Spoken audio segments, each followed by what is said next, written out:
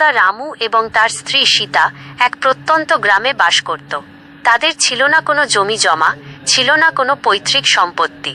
দিন মজুরের কাজ করে যা রোজগার হতো তাতে দুবেলা দুমুঠো ভাত জোটানোই ছিল কষ্টকর। একদিন সকালে সীতা রামুকে বলল, আর কত এভাবে চলবে, চলো আমরা কিছু একটা করি। সীতার কথায় রামু ভাবনায় পড়ল।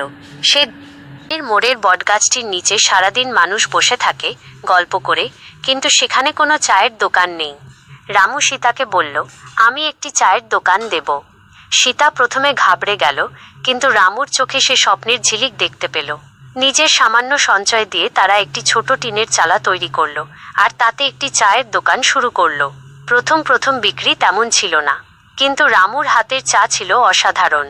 তার ব্যবহারের গুণে ধীরে ধীরে দোকানে ভিড় বাড়তে লাগলো। সন্ধ্যা হলেই রামুর দোকানে আড্ডা জমে উঠত।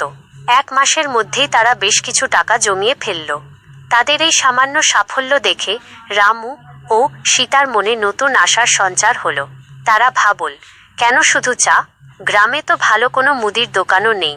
জমানো টাকা আর অল্প ঋণ নিয়ে তারা চায়ের দোকানের পাশেই একটি বড় মুদির দোকান দিয়ে ফেলল।